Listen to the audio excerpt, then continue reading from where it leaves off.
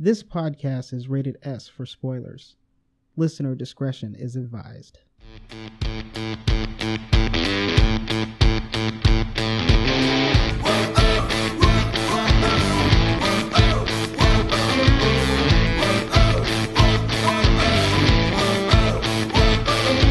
Welcome to the Half Past Podcast. This is episode 77, the movie review of Rampage. There's no trailer for this week, so I'm Graham Ricks, and here with me is my friend and co-pilot, Ian Jones. That's right, your arcade buddy.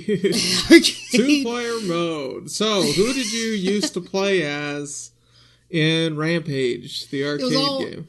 It was always Spike. Who else would I play as? What? Spike? Spike! Of course. What are you talking about? Who would you play as? There were three characters. Yes. In Rampage. All right. Yes. There was George, Lizzie, and Ralph. Oh, crap. Wrong one. Lizzie. Sorry. Lizzie. Okay. All right. I was always Ralph. And I think Ralph's awesome. A lot of people who don't know this, Ralph is the gigantic werewolf. And a lot of people don't know this, but when Disney did WreckIt Ralph, they named Ralph after the Ralph in Rampage. That's where he gets his name from.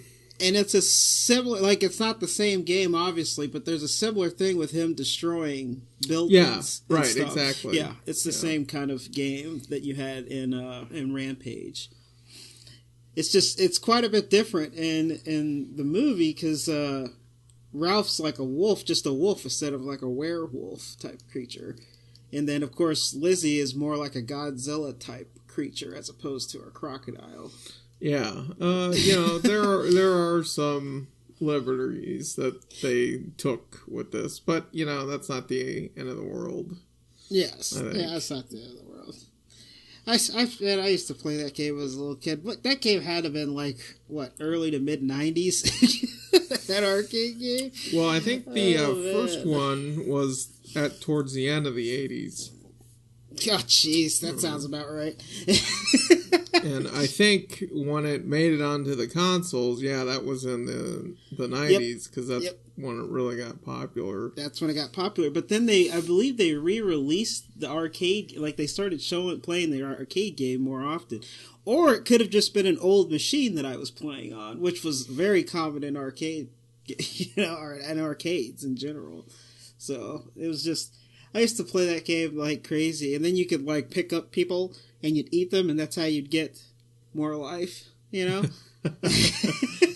you get more life for eating people. And then after a while, you would if you grabbed a bunch, you'd throw up. It's just weird stuff like that would happen. Well, if you grabbed a vial of something by accident, if you were just mashing the buttons. If you were just mashing the buttons, you grabbed something else, and you would just oh man! I wonder how many people. I wonder how many people who saw this movie actually played the arcade game. I'm curious. It's kind of crazy. I don't know. I know my girlfriend did. Oh yeah? Yeah. How's she doing anyway? She's good. I'm getting on a plane this Thursday to go to Seattle and be with her for a whole week and meet her family. That's the reason why the Avengers podcast will be late. Yes, it is. I got an email from her. You did? I'm curious as to what it said. In fact, why don't you tell everyone what it said? Or I can, because I took a screenshot of it on my phone. Oh, wow. So I can look at it. She had emailed me. So she had emailed Half Past Podcast, but it was directed towards me. And it was basically her informing me that you are superior to Charlie Day in every way. I am superior to Charlie Day in every way. That's right. That whole process. of me reading that email, I wanted to punch you. Well, it's a good thing you haven't invented that whole punch through the internet Punch through the internet, man. Which would make you a fortune. We've been friends for a long time. It's been like 15 years. So the thing about it is if there's anything that you don't need, is a little more stroking of the ego. Like you never have a problem with ego. So the whole time that I'm reading this, I'm just sitting there and I'm like, man, this is exactly what Ian doesn't need. And sure enough, you took a picture of it so you can look at it. This is what happens. This is what happens. You know what? I'm going to shave your head. I don't look so bad with the shaved head. You do look pretty good with it, which pisses me off, by the way. Oh, man. I was absolutely ridiculous, man. I was reading that email, and I'm just like, oh, God.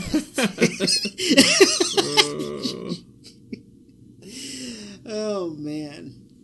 God, along with that, we got an email from Pandora Spox, too. That was a fun read. Yes, it was. Oh, man, she is a riot. I'll tell you that. That's a, I'll tell you something. I haven't seen my name misspelled that bad since high school. It brought back memories of me sitting in Spanish class and Miss Diaz Peterson, who was a white lady who really wanted to be Hispanic. She wasn't. Nice. She married a Hispanic guy. She taught Spanish. And every time she'd yell at me in class, she'd get my name right. She'd be like, Ian, blah, blah, blah, blah, blah, something in Spanish. I never knew. I only took 2 years of it. But whenever, she'd start yelling really fast, and I never knew what the hell she was saying. Probably shut up. But whenever she would read it on the roll call, whenever I was behaving, she would call me like Ian or Eon. But whenever I messed up, it was Ian. Blah, blah, blah, blah, blah, blah, blah, blah. Zapatos. What about my shoes? Just a little slower. Just say it a little slower. That reminds me of when I used to take Spanish class, and I'll never forget Senora Calasa. Senora Calasa was always like she had a thick accent, and every time she would read my name, but because there's an H in my name, she would always pronounce the H. So for the longest, she called me Graham, all the time. Graham. And I'm just like, Graham. And I'm like, dang it, it's just Graham. That's awesome, though. Oh, man. For years, man. Because I was in her class for because she was she's probably middle school, so it was probably the first two, I guess the first 2 years I was with her, man. She's just Graham. And speaking of roll calls, there's a story. I don't know if I've ever said this story on the podcast before, but the time period, because we were in college together in the same classes. Yeah. And we might have, but go ahead. Okay. I could feel like you need to get it off. Because the thing is we always sat next to each other, and this was it was like a marketing class or something, so it was one of those general ed classes that you didn't really care that much about because you were too busy trying to work on animation and 3D work. Yes. And so you, sir, were gone through a huge portion of that class. I was. All the time. And I distinctly remember sitting there, because I went to every class, and she would always call, during the roll call, she'd be like, Graham. And I'm like, I'm right here. And she's like, don't mess with me, where's Graham at? And I'm like, what? And I'm like, I'm right here. And so she would always give me this look of annoyance that I was playing this game with her or something. And then sure enough, she started calling me Ian. And the thing that ticked me off so much is that class, you never showed up. And we always aced the tests Yes. because the answer key would be there. So you're just like, whatever. And you just like, so you, like, there was never a problem with the class. The only thing that you had to do was a big project at the end, which we all did. And I remember I distinctly ended up getting like a B, and then you got an A. And I was just like, you didn't even show up through most of the classes. I concede. I believe that she gave me your grade. Yeah, I think she did. I'm pretty sure she did, but I wasn't going to say anything about it. For years, I thought that she gave me your grade. I know. Like, I always was real quiet about it. It was like, I don't know what you're talking about. I aced all the tests, and I turned in the final Everybody project. aced all the tests. So everyone aced the tests because, and I don't know if you remember this, but we all knew each other. But there were 4 kids who were just super disruptive, and they were the media arts kids. Yeah, they weren't in the animation program, so we didn't know them. And they didn't show up hardly either. They certainly didn't take any of the tests. No. So we did something really unethical, which was we logged in as their name took the test to get the answers. And so we all cheated, but we did it as a class. And so, you know, that guy, whatever his name was, Eric something or other, you know, who was always making he always made inappropriate comments in class, which is how we knew his first and last name. Yes. So someone would sit down, plug in his name, and we would get a D on the test, but we'd all have the answers. Because after the test was over with, it would give you all the correct answers. So that's why I could theoretically have gotten an A. But I remember that because you used to tell me, every day she looks at me and she says, okay, Ian's here, where's Graham? And then you raise your hand and you say, I'm right here. And she's like, oh, well, Graham's here too. And like, I mean, that wasn't by design. I wasn't intentionally trying to trick her. I had other stuff to do, and I felt like you were there, so only one of us needed to be there. You know. Anyway, it was ridiculous, and I think I probably earned that B. But whatever. I wasn't going to say anything until after we graduated. I was not happy about that whole sequence. I was not happy at all, man. And that was one of those weird classes, because this was years ago, man. And so I remember the marketing thing. They wanted you to take an old product and like redo it. Yes. And they had one guy that did this awesome Arizona Cardinals logo. That was fantastic. I remember that. That one was really good. You did Cherry Vanilla Dr. Pepper. Which I thought was the most ridiculous idea ever. Yep. And they released it like a year or two later. Yes. You remember that? When they released the whole line of it. Yeah. And I did Dove body wash, because Dove had always been in bar form. So they hadn't had the liquid like body wash before. And then they released that a few years later. I thought it was so weird. I was just like, wait a minute, what? How does this keep happening? Our ideas to these companies? Oh man, and I distinctly remember that even the design of the bottle that they had is what it is currently. It's like the same thing, because I had taken their shape and put it at the top of it, and then made it go straight down and then have a flat bottom so that it was upside down. That way you always get the liquid soap all the way down to the bottom, so you wouldn't have to have it, like, wouldn't have to shake it. And I designed it that way. I wonder if it was Joanne the same Moser design. Is like, and has been driving around in like a new Mercedes every year. Oh, wait a minute, who? Who? Joanne Moser was her name. I remember. That was not. No, it was not. Yes, was it was. Yeah. I thought it was Del Vecchio. No, Del Vecchio was that super eccentric history teacher that we had. I'm sure this is really fascinating for all our listeners going down memory lane. But we had a history teacher in college named Miss Del Vecchio who was super eccentric. Yeah. I mean, there was one time when the only time I took notes, she was really tough for me to watch, because she would just stop and she would have this maniacal, insane, like Jack Nicholson, Joker smile on her face when she would she would just like stop mid-sentence and smile and look at everyone and then continue. Yes, and then continue. And then I'll never forget one day we were sitting in class and I wrote something down in my notebook that she said, and 2 days later, a guy next to us brought that up.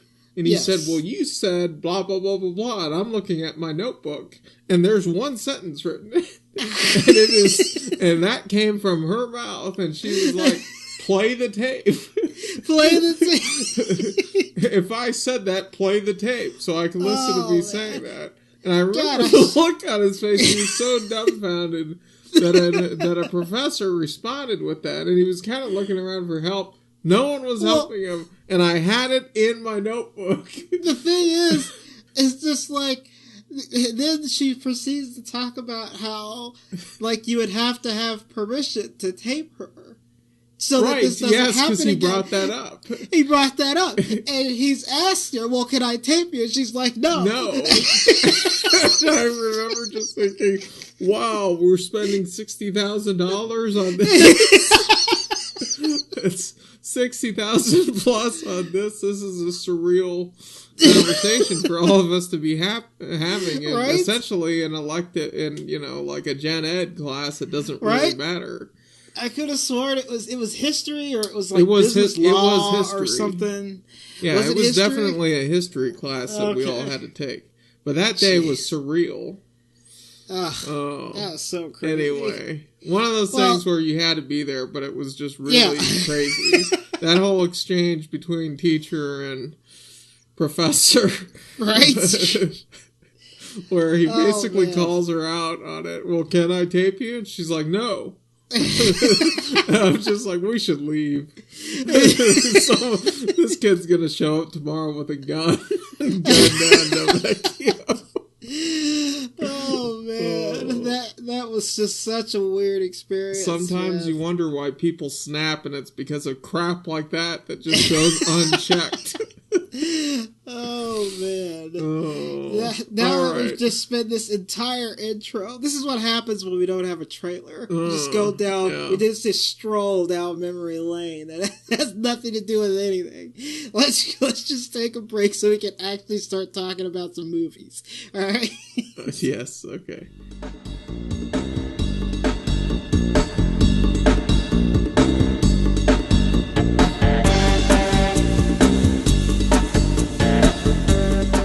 Joes, we're back. Let's see if we actually can start talking about this Rampage movie, alright?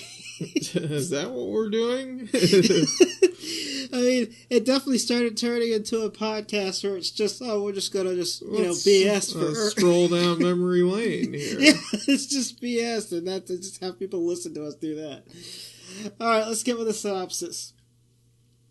When 3 different animals become infected with the dangerous pathogen, a primatologist and a geneticist team up to stop them from destroying Chicago. This movie is directed by Brad Peyton. Now, Brad Peyton has done the Cats and Dogs, The Revenge of Kitty Galore movie. He's also done Journey to the Mysterious Island and San Andreas, which explains why this movie looks so much like San Andreas, and apparently he really enjoys working with The Rock, because those last 2 movies are with The Rock in it. That's just so crazy. He's just like a normal... He's one of those directors that's in Hollywood, but, they do movies like that, Oh, man. This movie starring Dwayne Johnson as Davis Okoye.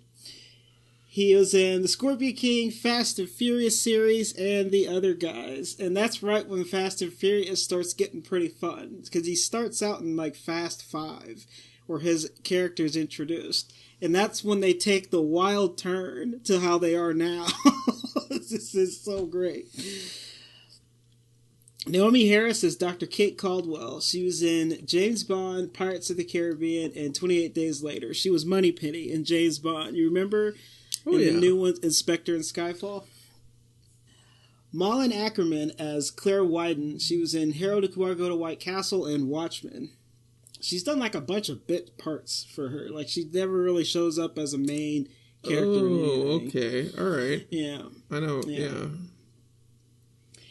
Jeffrey Dean Morgan as Harvey Russell. He was in Supernatural, Grey's Anatomy, and is currently in The Walking Dead. And Jeffrey Dean Morgan, I always liked this guy. Such a cool actor. He's just great, man. I have always liked him, and every time he's on screen, he's just so enjoyable. You can tell that every time you watch Jeffrey Dean Morgan on screen, you can tell that he's just having a lot of fun being what he's doing. Like, he's just being the character. He just loves doing it. And so it's great, and I just love seeing that in this, too. And a fun fact, you should probably look up Javier Bardem and Jeffrey Dean Morgan right next to each other. Those two look exactly alike. It's creepy. It's really creepy. And I remember there's definitely time periods where I've thought it was Jeffrey Dean Morgan, but actually it was Harvey or Bardem. So it just, everybody looked those two up. There's definitely, when you Google them, there'll be pictures right next to each other, and they're just really similar. It's the old Benjamin Pratt, Lou Diamond Phillips. Oh, wow, that's not even the same. Yes, it is. You know it is. It is so the same thing. Don't be a jerk. It's always Benjamin Pratt, though. That's the thing. Yes, because Benjamin Pratt's actually in things. In a movie because he's in things. Benjamin Pratt's in things. That's but Lou everyone Diamond knows Phillips. Him as Lou Diamond Phillips. So.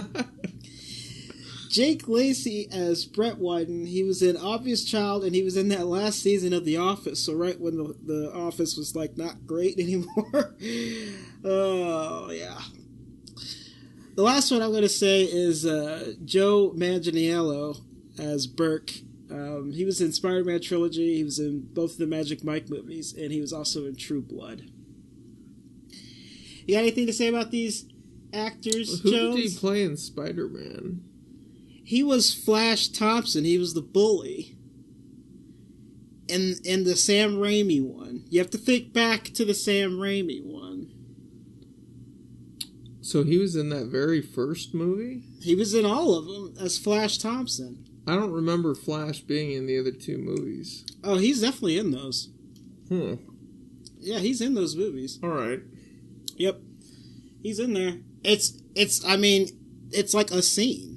You know what I mean? He's not in a whole bunch of it, but it's kind of weird. They never went forward with that character. Flash Thompson becomes a part of, he actually becomes a huge part of Spider-Man in the storyline, but they never really went with it. No, yeah, they didn't. No. I remember Flash, being in a fight in the first movie. I don't remember him showing up. He was definitely in it. All right. Take your word for it. Let's just take a break real quick, and we'll get into the quirks and lights of Rampage. Excellent.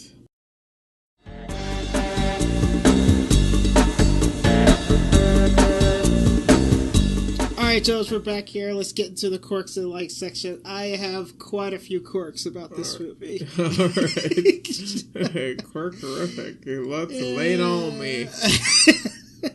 Can we just real quick, can we just say, because we were just talking about this, how do you pronounce his last name, Joe? Manganiello. I can never say names like that. But it could be Manganiello too. I don't know. Manganiello. This is another one of those time periods where you have somebody like Pandora telling us that a quick Google search would just solve whatever. I'm not doing that, Pandora. I don't want to look up. You stick Joe's to Bewitched, and we know who it is. We know that he's really attractive, and that's all that matters. He doesn't look anything. I mean, it's crazy because when you go and look at Spider-Man 1, yes, they don't look like the same person. No, I get that it's been quite a few years have passed. Oh yeah, I think that movie was totally in 2002. Different. Oh yeah, he looks totally different. But different. It was more than 15 years ago. And really, and so he's in Spider-Man 3, but it's an Easter egg because after Harry dies, I guess it makes sense that he's there. Yes. at the funeral. But, Yep. I mean, you have to really be looking for him there. Yeah, it's just in the scene that actually is on screen the most is the first movie, because he's the bully where he's doing all the dodges and stuff. Yeah. In that movie, yeah. So, and that's him in the movie. It's he just completely different. It's amazing, because now, he's a big-time star and everything. Oh, yeah, he's a really big-time star, and the facial hair helps, because he's, like, clean-shaved in that one, so he just looks completely different. It's really weird. Alright, so let's get into the quirks. First of all, I mean, I have to make a mention of how the actual plot of this movie is just awful.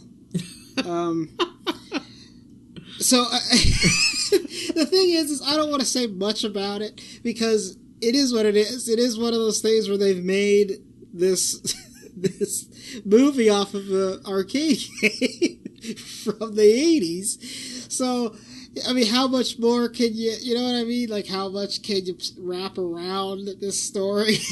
But it's just, the whole process is so ridiculous. And I love the beginning scene of this corporation, just like, you know what, you bring back the research and you don't come back at all. And they just keep it locked. Yes, so you can't get out. Okay, so that's a big one, because that sort of sets the tone for the whole movie. The movie starts off, they're in outer space, they're in a space station doing genetic testing. Yes. Something's gone terribly wrong. Something's wrong. People are dead. There are body parts of them just floating in zero gravity. And there's one sole survivor, and she wants to get off that ship because there's a giant rat attacking everyone. And ground control, the company that she's working for, the voices in her ear are telling her that, no, they're not going to open the escape pod until she goes back for the research. So essentially they're holding her hostage for her own life. Yes. And I mean, you really feel for this girl who, oh yeah, goes back for 3 canisters of this stuff, and then doesn't survive. It sets the tone for the whole movie, and then you instantly are familiar with how terrible this company is. Like, immediately. It's just like, this corporation is the worst one on the planet. They're super evil. They're like an actual evil corporation. They're an actual evil corporation. They're not even pretending to be doing it for some better reason. Not at all. They are. So along the same lines of the plot of this, you have this plan. I absolutely hate this plan that they have to do this radio signal to send the creatures to their location. And then I guess they're just expecting the military to destroy them, and they're going to scoop up what's left to... without facing any consequences or questions. That, we're going to be the ones to clean up this mess. Yeah, I mean, that's super, super arrogant. To just assume that they've done all this bad stuff and that, the military is just going to give us these creatures to dissect and then we'll do it again.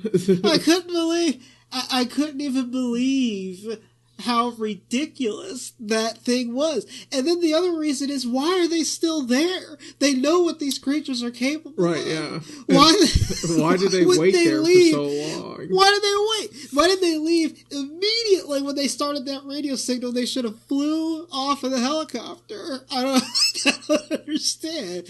They know what they're capable of. Why would they do that? It drove me crazy. That whole plan and how everything played out in that sequence was absolutely ridiculous. Even the scene you have where she blames Conwell, so the FBI's there, they have a warrant, and she's just like, oh my gosh, we're just now figuring out, as you know, we fired her years ago, we're just now figuring out how terrible she's done. Yeah, right. And it's just like... Right. A rogue scientist from years ago who you fired almost instantly is behind these 3 things running around now. Exactly. The whole the whole thing is so ridiculous. I thought it was just so crazy. You know, but just sort of real quick to piggyback off that one, what I didn't understand is, and this is one of those things where, and we talked about this in Ready Player One, you can't cover all the angles. Yes. But the FBI is there, and I understand there are times when you get warrants for things, and it only covers computers or whatever. But what I don't understand is how anything important related to genetic research, like those vials, those canisters, like, why the hell wasn't everything confiscated? I don't know. Clearly, these guys just blew up their own space station. They could be defrauding investors. I mean, that alone, the cost and the loss of human life should have been enough for Congress to be like, we gotta haul some people in here now, right? For questioning. It just seemed to me like, well, why was so much equipment left behind? Usually the FBI takes everything. Oh yeah, they take everything.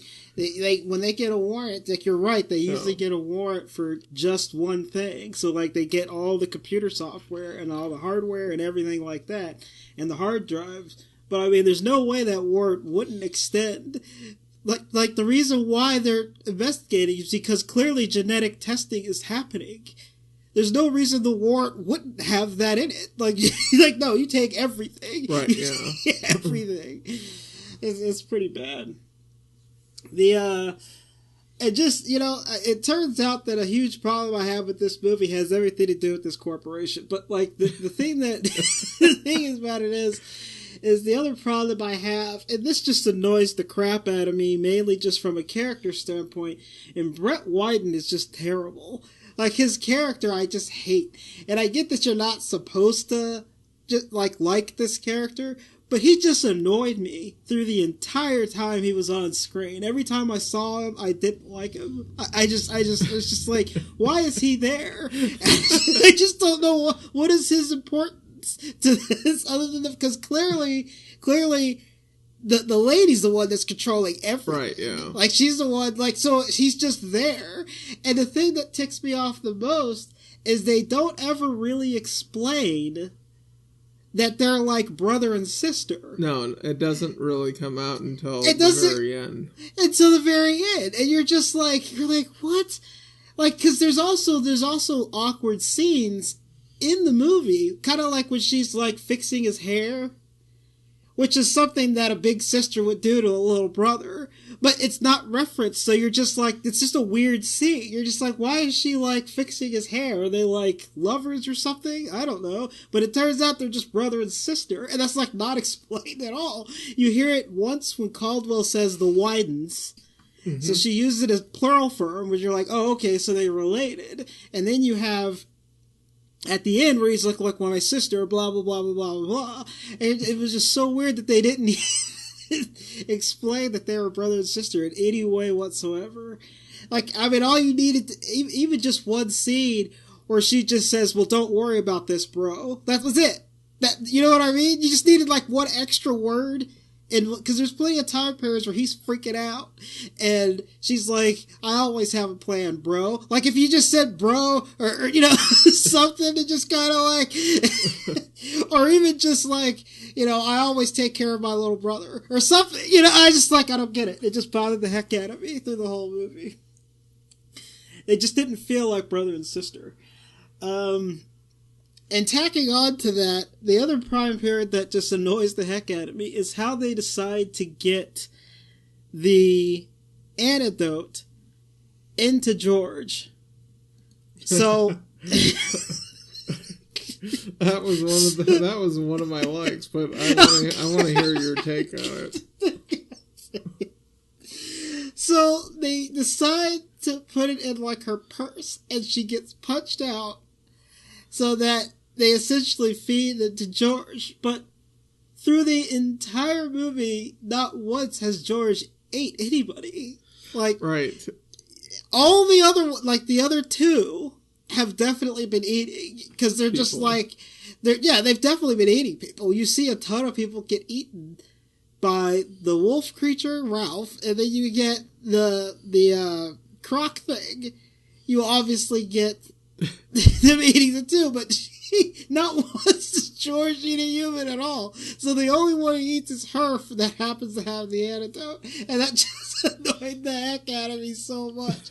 That there's this scene, and he's just like, ah. I love this. I love the scene. I love the view of it, that it's in slow motion and it's like right down his, right down his throat. And I love the line. I don't care that it's just super cheeky. I'm feeding the monster to George. He punches her in the face, and George eats the woman. I was just like, yes.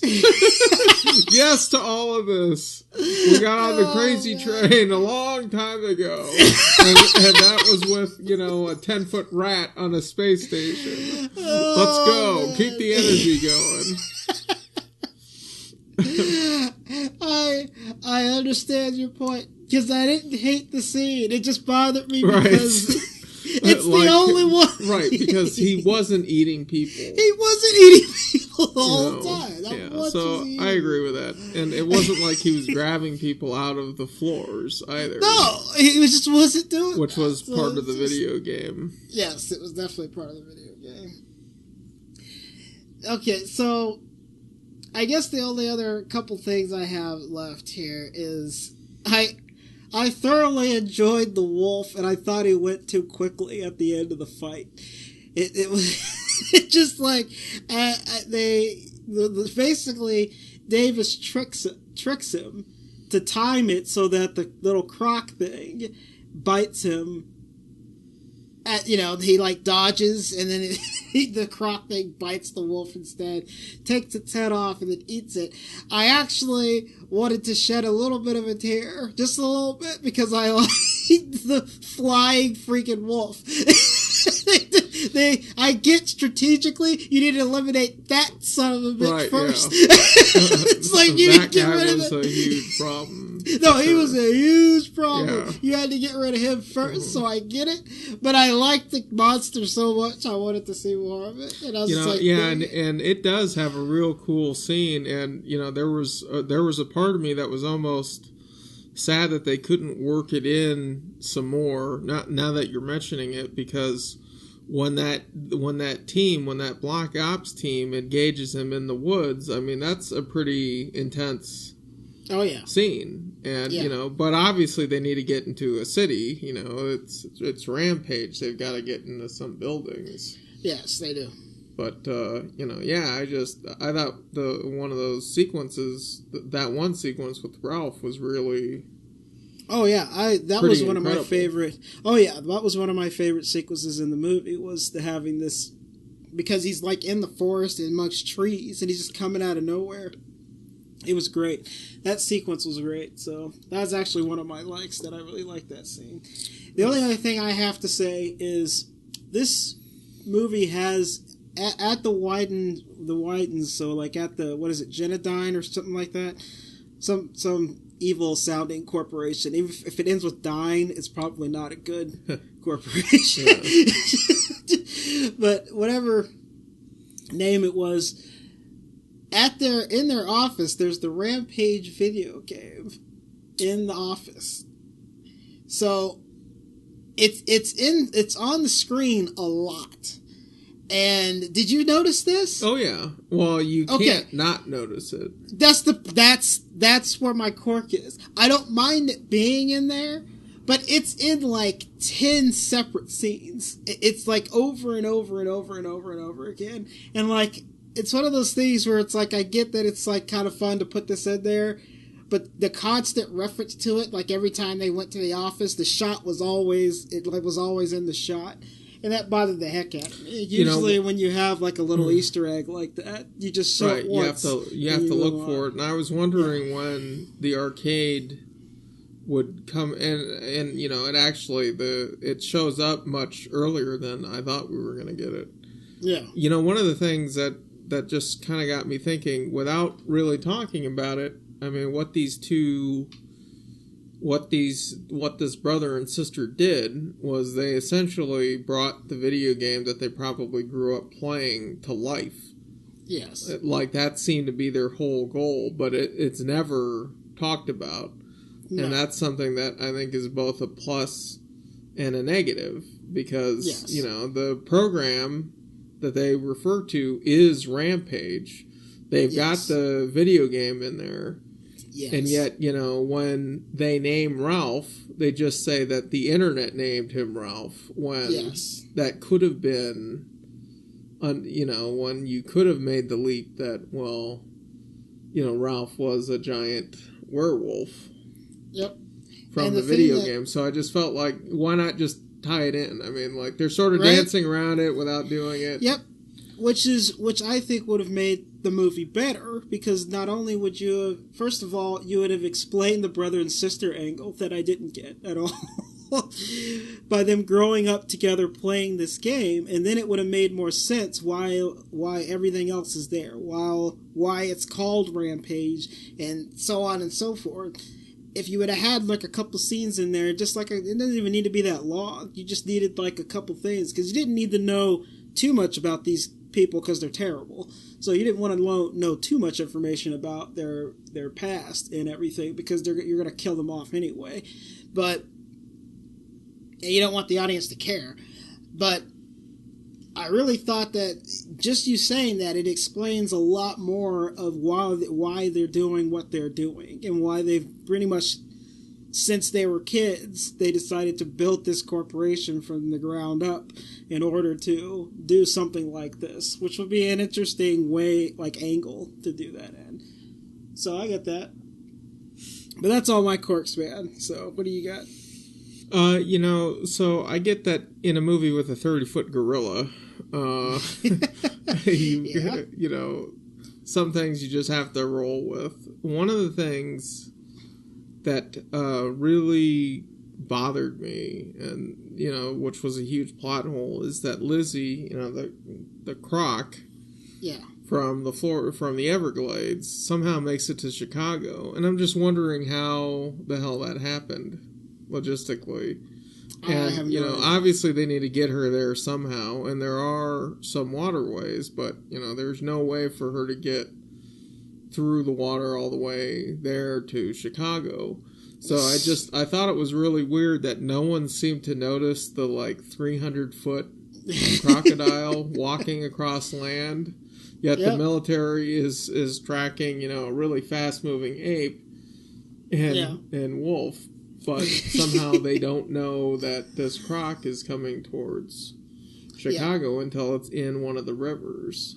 Yep, they bypassed the whole thing entirely. You just assumed that they went to the ocean and got to Chicago somehow.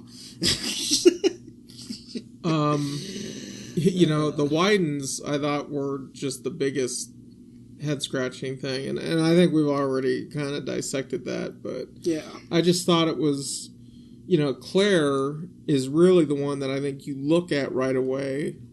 Clearly she's got bad intentions. It was her voice over the intercom at the beginning where she wasn't going to let that scientist come home without her research, and so I just kind of wonder if she's sort of an over the top villain, but I almost wonder if they couldn't have pushed her a bit more, and like you're saying, she had this brother.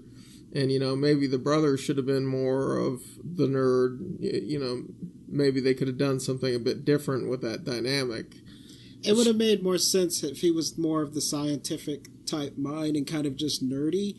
Yeah, because then it would explain why, because clearly she's the ruthless business woman.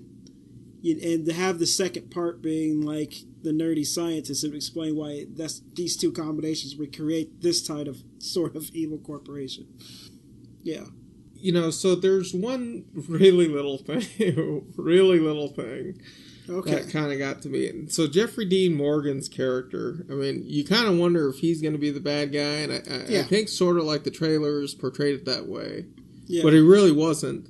And, he's kind of like this charming, modern cowboy version of a covert agent.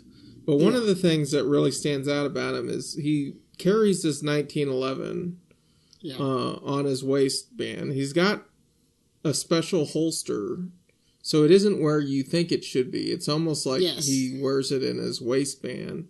And it's Yes. got an ivory hilt. It really stands out. Like, I've never seen, like, an agent with something like that before. And, I mean, it's like the first thing you look at when he turns to face you. And so that was something to where I was like, you know, well, it shows he's one of a kind, but I don't know of any agent who just, you know, like, I mean, clearly he's not with the FBI. He's not really with the military. He's with something else.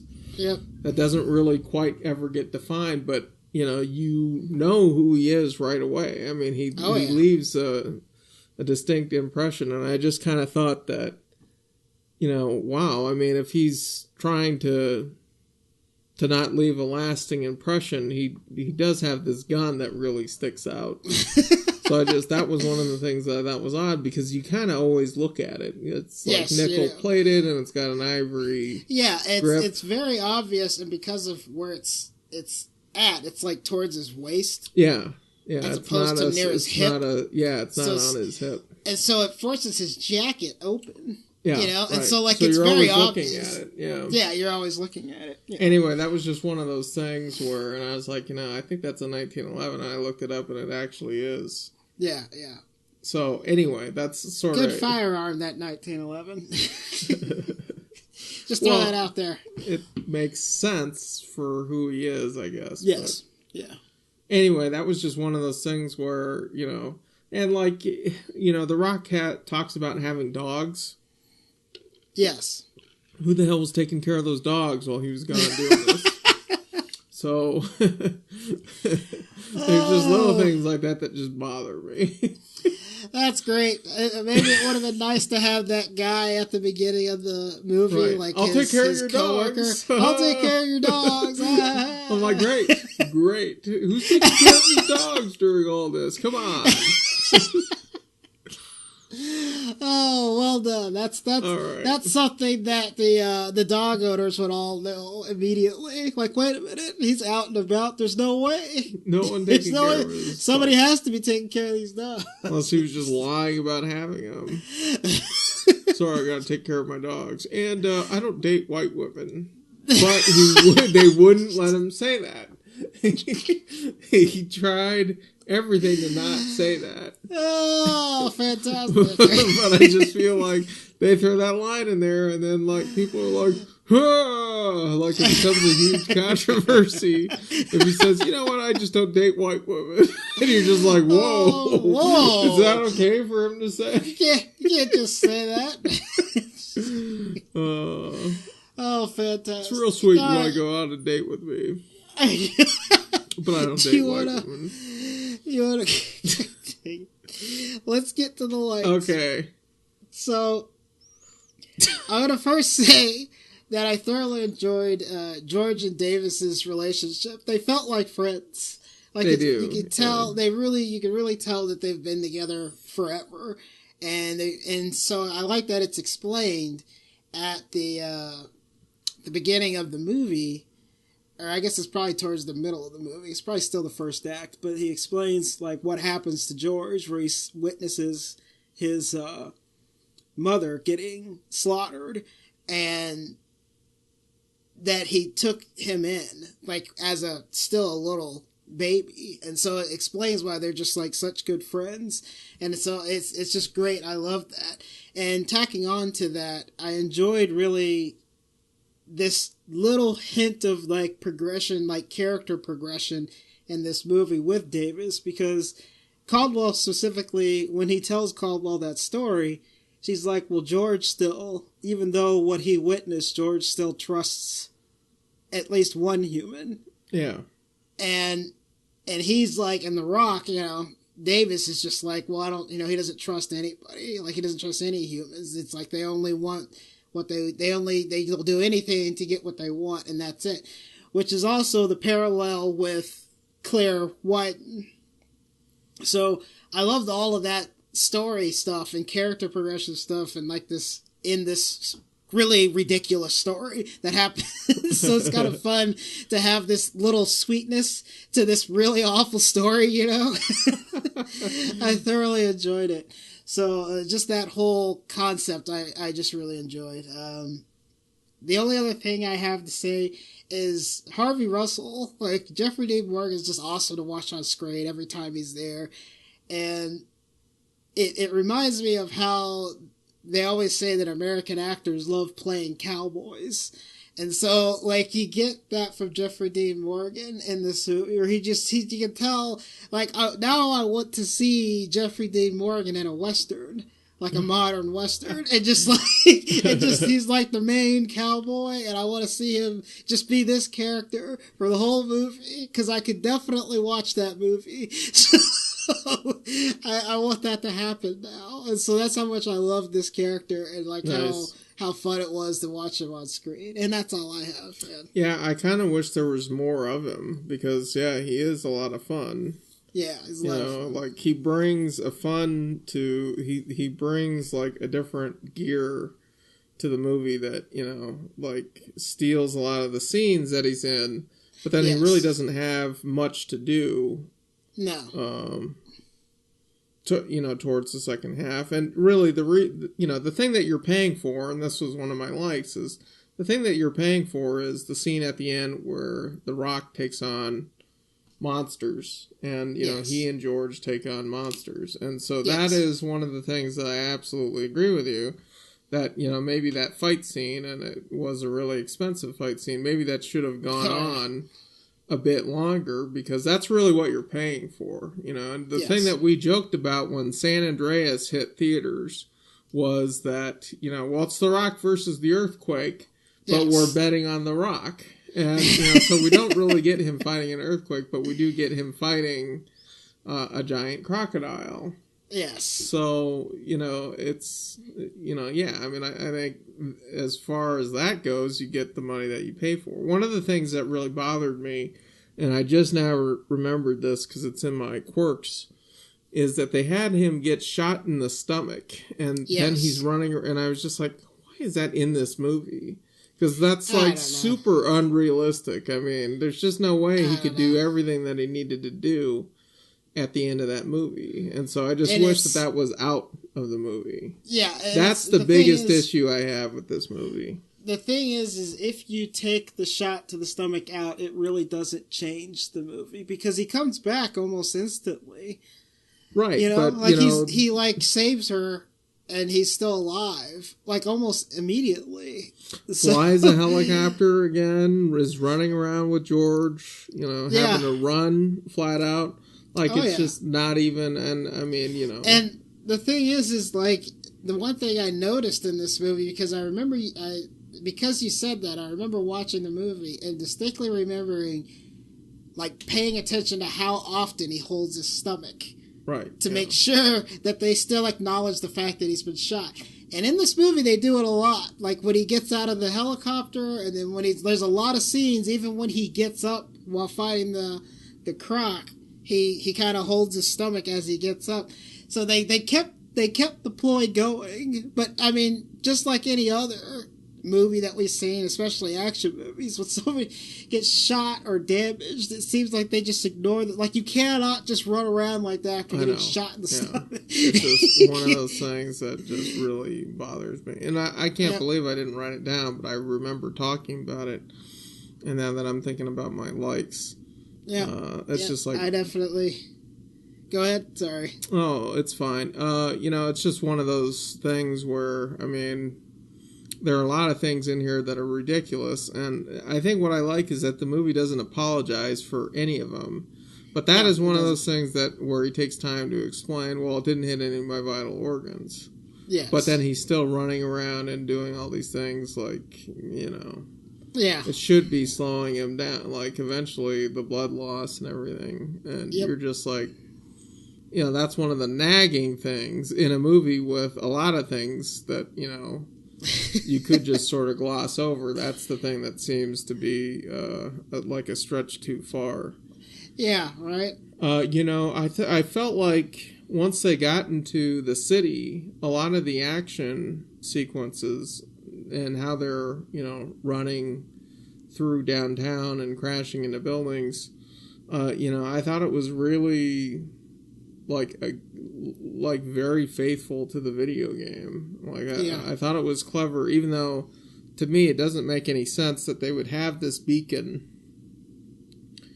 as far as, you know, having one building for them to go and bring down together. It works for the story, you know. Like, I don't agree with the reason why they flipped on this switch to bring them all there, but I thought it was really clever that they did from a storytelling standpoint, because that gets them all attacking the same building, and so you get those elements of the video game in there. You know, there's a lot of helicopters, there's a lot of like military, a lot of ground stuff. You know, helicopters in the video game. I mean, you know, you really needed to finish destroying buildings once those guys came. Yeah. So, I mean, I really felt like, you know, wow, this feels like, you know, this is a pretty good adaptation of what the video game is, which didn't give you much to go off of. You know, there isn't really a story to it. You just, there wasn't anything. You know, bash and bring down buildings. But, I mean, I was just like, okay, we're getting that. Yeah, and then the only other difference is, in the video game, you were actually, like, genetically altered humans, I believe is what it was, wasn't it?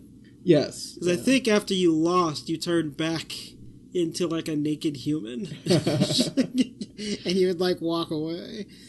That's, like, one of the only differences. They just bypassed that section. But it was pretty faithful to a game that gave them nothing. So. That gave them nothing. You know? Exactly. And I thought strangely explained a lot, considering. Yeah. You know, whether or not it's just all, I mean, and it is all ridiculous, but I mean, it's like, all they ridiculous. really do try to, like, explain everything, and they could have not done that at all. There is a way to do this movie where you don't explain why these things get big, that, you know, something just falls from the sky. Yep, it's kind of like, you remember when we watched Battleship years ago? Yeah. Mm-hmm. And they explained the grid system. And that how right, yeah. I'm like, this is ridiculous, but it explains it. But it works in the game. It works in an element from the game. It works. How do you see something that you can't be seen? Well, you know, we're looking for little waves to track all your stealth boats. The waves attacking the stealth boats that hit buoys that are throughout the. So just like, you know, that's actually kind of. That's actually kind of brilliant. I'm like, oh, look at that. They actually worked in battle. And then, you know, it just goes off the rails. Yeah, it just goes off the rails. Let's see. What else did I like in this movie? You got nothing else? Oh, there's stuff. No, I mean, well, we talked about the wolf scene and... Oh, yeah, I love that scene. It's a good scene. I kind of like that George tore the side off of a Dave & Buster's. Oh, man. Isn't that the best product placement? It is. It's just perfect. Everything about it is, wow, he rips the front off of an arcade. Yep. Why not? And then Dave & Buster's re-released a set of Rampage arcade games, which is recently because of the movie. Yes, so it works. To all of that. It makes a lot of sense. I think there's a lot of times product placement doesn't make any sense whatsoever, but this is me thumbs up. Yep, I'm all for this. He rips the front of a Dave & Buster's off. Yep. Fantastic. Okay, I think that's it for me as far as likes.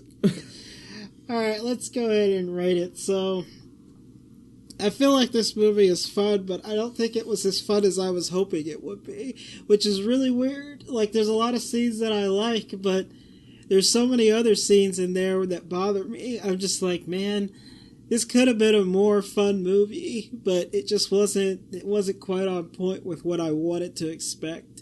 And I wish, like you were saying, I wish the fight scene towards the end was, like, longer and you just got more of the monsters. But every second more that you put of those monsters on screen is a significantly more expensive movie.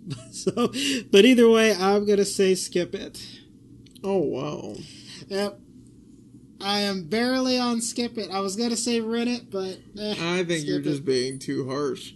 You know, video game movies are really not that good. No, they're terrible. I really felt like this terrible. is probably the best one I've ever seen, so I'm going to say Oh, rent it. jeez. You think it surpasses Mortal Kombat? Because that's been the crown jewel. Forget Mortal Kombat. That's been the crown jewel of video game adaptation movies, is Mortal Kombat. God, no. Forget that. This is much better. I mean, the thing is if you really start thinking about those video game adaptation movies, Mortal Kombat's up there. Mortal Kombat is pretty faithful. It's pretty faithful, to and the it's little not, story that they give. And it's not a terrible movie. It's not great, but it's not a terrible movie. But when you start naming other video game movies, Prince of Persia, Super Mario Brothers, Street Fighter, you start realizing that how terrible those are. And I mean, Mortal Kombat's just better than all of them. It just is one of those things. Forget it. Forget it. Christopher Lambert is rating. No. It was a different time in Let America. me tell you a little story about a guy named No. This is better than that. I'm sorry. You know what? You know what? In a movie with Sub-Zero and Scorpion and whatever else, little reptile dude, all right? None of those guys, none of those stupid characters with all their powers are better than The Rock. So that alone makes Rampage better than Mortal Kombat. Because The Rock trumps all those characters. I concede, I guess. So we rated it. All right, that's good. All right, let's sign out. So if anybody wants to contact us, we can always contact us at halfpastpodcast.com. Like us on Facebook. We're on iTunes, Google Play, and Spotify. Give us a rating on those or any other podcast directory. We're on Stitcher, Libsyn, and TuneIn. And you can always email us at halfpastcast@gmail.com. That's halfpastcast@gmail.com. Go ahead and email us. We've been getting emails from people. It's been nice. Recently. In 2 weeks, we're going to have a big Avengers Infinity War. Yes. Let's try to get Mark to sit in on that. And you completely forgot about tweet us at halfpastpodcast. Tweet us at halfpastpodcast. Yay. All right. There we go. And then, of course, Infinity War is 2 weeks. It's going to be gone, so we'll be able to get it done next week. I'm watching it next week. Yes. Are you going to watch it with her? Okay. Yeah, I'm going to watch it with her. All right. I already have tickets. I'm ready to see it. I've got tickets too. Smarty pants.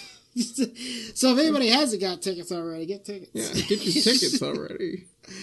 All right. You jerks. Get your tickets, jerk. You know, the worst thing about that statement right there is I have to get it out before the next movie now. Like, I have to get the podcast out. Like, that's the thing that bothers me the most about that statement that I just said. You have to get this one out? Well, because I just said get the tickets early. But if I release it next week... Okay, well, you know what you're doing today. Good. Good, I'll send you the still for YouTube. Good, you know what you're doing today. Enjoy your Sunday. Thank you. I really want you to enjoy your Sunday. This is the Half Past Podcast. I'm Graham Ricks. Jonesy. See you next flick.